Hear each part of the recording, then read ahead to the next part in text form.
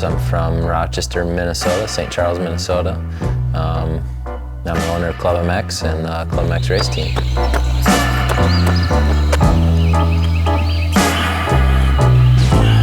I started riding when I was 12, started racing when I was 13. Kind of just local warrior style rider. I think when I graduated high school, I started riding a little bit more and tried to dabble in the professional racing, but I don't know, came short quite a ways. So started pouring concrete out of high school after that and realized I definitely didn't want to do that for the rest of my life. So I actually started a moto daycare and started picking kids up from their house in the morning when school was out and taking them riding for the day and then dropping them off. And that's actually the beginning of the story with Club MX in itself.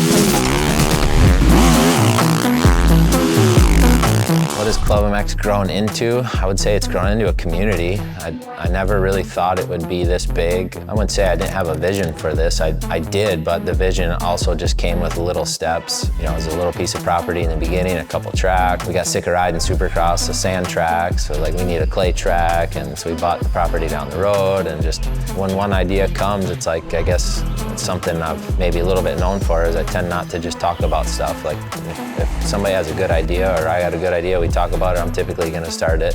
I don't like wasting time just talking about things. As it comes, you see an opportunity and you capitalize on it. Family is a very quiet part of my life. I would definitely say I'm very personal with my personal life. I don't have social media. I don't have, kind of keep everything pretty quiet if I can. I enjoy that aspect of life. But yeah, I got two girls. Auburn is a 6-year-old and Lavin is our 2-year-old.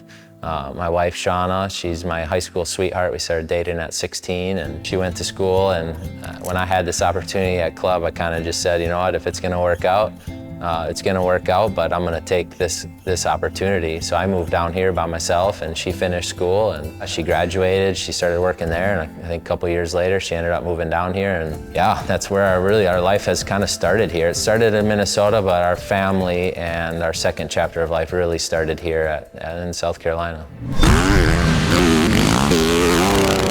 Just got to a burnout phase and finally took a break and went home. Wanted to go racing with my dad at Millville, Spring Creek, Minnesota. That was my local track I grew up at. So we went racing for kind of old time's sake. And yeah, Moto 1, I just had I would call it a basic crash. But I ended up breaking my collarbone and some ribs, which was no big deal, but as I was walking off the track, I could feel a lump on the side of my neck kind of growing as my heart was beating, and I was like, that's weird. And then the medic got to me and I could just see the look in his eyes. As soon as he walked up to me, he got on his radio and called for the helicopter, and my air supply was no longer able to get through. Lost my vision, my hearing, and then pretty soon you really don't know what's going on. Then you just kind of waking up, falling asleep, waking up, and shove a chest tube in. They relieved some pressure, inflated one of my lungs. Then I just remember waking up in the ICU after that, because I think I was in a coma for a day or two. Yeah, I woke up, and I don't know why, and I can't explain it, but I just woke up with an overwhelming sense of gratitude. Like, this is crazy. A broken collarbone is such a common thing in this sport that it was just the timing of it was something I can't explain, because I was in a bad place mentally. I took a lot of things for granted. I was maybe an asshole to a lot of people, and just, I don't know, I just lost the sense of why am I doing what I'm doing. And I think everybody can go through that at parts of their life, and you know, trying to make sense of life is very difficult. That was God's way of telling me, Brandon, if this is what you're gonna do, you better be all in on what you're gonna do, because I think I was just kind of flirting with it. I was all in, but I was all in the wrong ways. Now I feel like I'm all in on my health, I'm all in on my family, I have more balance in my life, where I was just 100% of me was focused on work. It just wasn't healthy.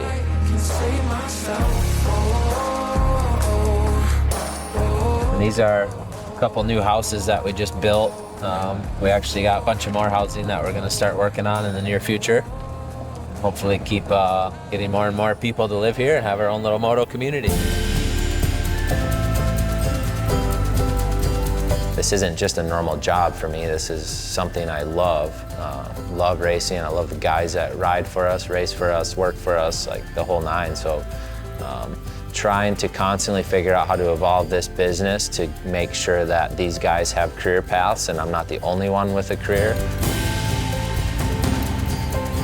WSX, the show that it puts on for the fans, for kids walking through the pits, to be able to see their favorite riders and just the thrill of it is something I think the world needs to see.